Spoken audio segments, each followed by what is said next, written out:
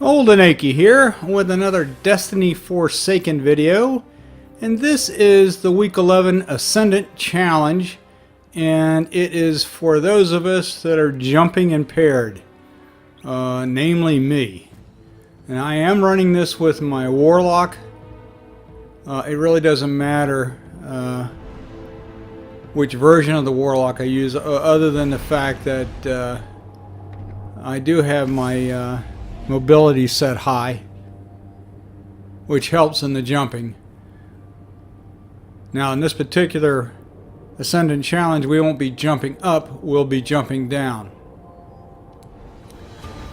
So we basically have to jump down across a bunch of rocks, some of them rotating, some of them set up specifically to catch you off balance, and then finally get down to a platform where we have to take out two wizards.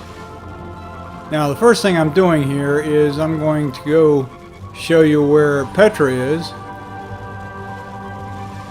For those of you who haven't gotten the Ascendant Challenge yet, that you can pick it up. If you've already gotten it, just go ahead and fast forward ahead a little bit. Not quite sure how far, probably 90 seconds or so, maybe 2 minutes to actually start the challenge.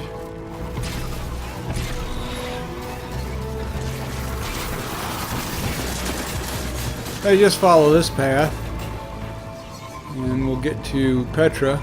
Now I've already done this prior to this particular run, so I will not see the challenge available for me.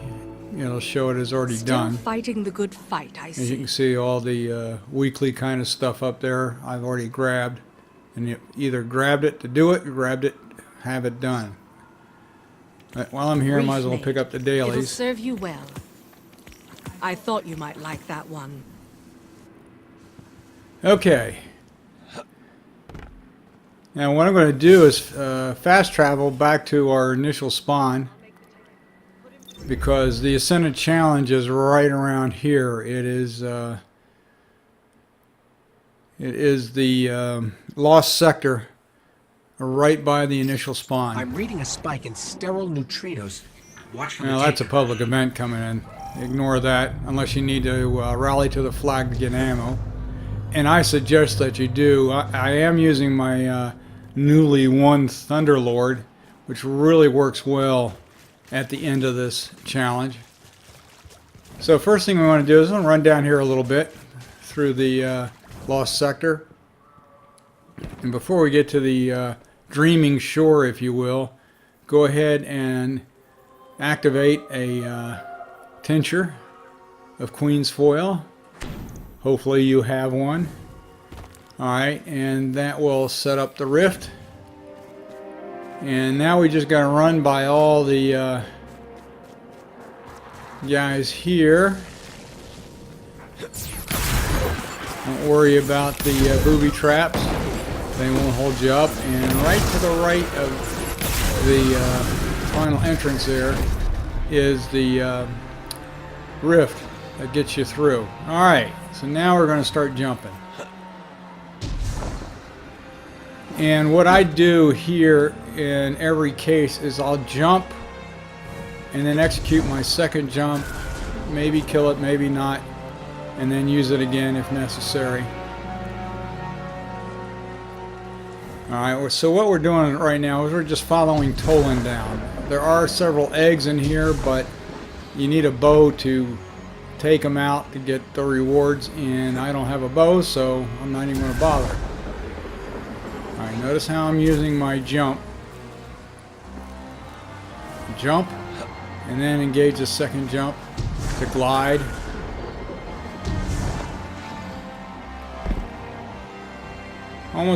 It's almost like a hunter's jump at this point, the way I'm using it, but not quite. See, I can glide forward a little bit, kill it, and then invoke it again. Now back here is some lore. I've already picked it off, so you won't see it for me. But there is lore back there that we can pick off. And now I'm looking around for Toland. And there is jump down to a circle ring here that I forgot about. So I'm looking down to where the light is flashing, and that's not where Toland's at. And then it dawns on me, wait a second, there's something to the left there. There's Toland. So we jump, invoke the second jump, kill it, invoke it again. Nice soft landing. Now this is pretty tricky right here. You're gonna land on top of that circle, that ball, if you will.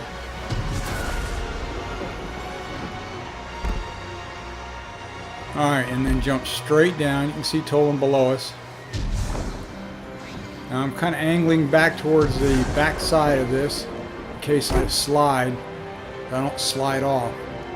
Now, from this point until just before the end, we're going to be dealing with rotating rocks. And what I'm going to do is I'm going to sit here and wait for this rotating rock to rotate around to just about being flat. And once I do that, the rest of them will be in a similar vein, if you will. So here it's flattening out. There's no time limit on this, so. Alright, so we got that taken care of. I'm going to do the same thing here. Nope, just jump. Again, we're just following Toland. Notice how flat the rock is here. Now, it's still rotating, so you can't just sit there and twiddle your thumbs. Just got to keep going.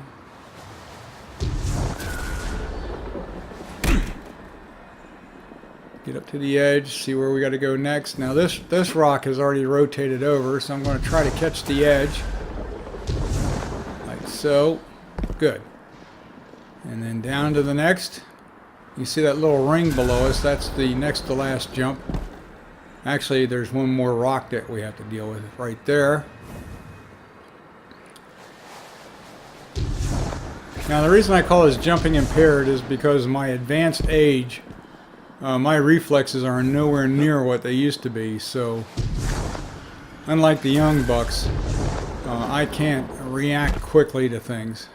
Alright, so now we're on the circle, and we're going to come down to the platform, and instead of going to where the light is, we're going to jump on the roof. And this makes the end of this very simple, especially if you have a Thunderlord, but a good strong energy weapon, it'll take a little longer, or a really good power weapon like the Sleeper will do the same, but the Thunderlord is really the best bet here from what I have done before with jumps before. Alright, notice that I heard Taken come in, and I'm just going to hang out up here. If I can find a blight, I'm going to fire at it. That will draw the wizards to me. And I should be seeing... There. Yep. Is that a wizard? No, not yet. There's Toland. There's a wizard.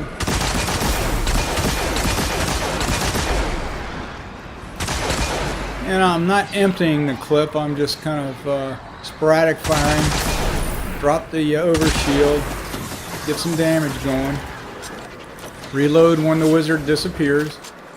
And again, there's two of them, so we gotta rinse and repeat on this. And notice that the wizard's health is going down now. That's why I love this weapon.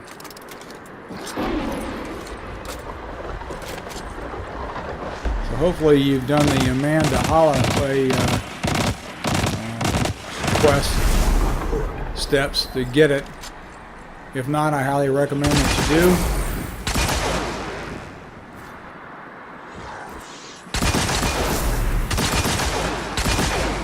This is also a beast in the Blind Well.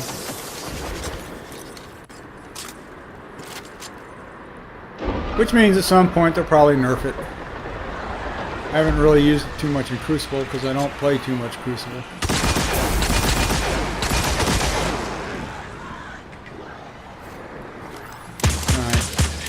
Go.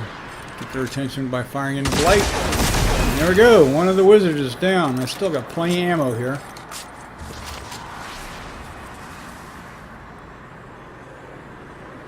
There's the other one. About 2/3 health plus the overshield. Notice how quick the overshield comes down.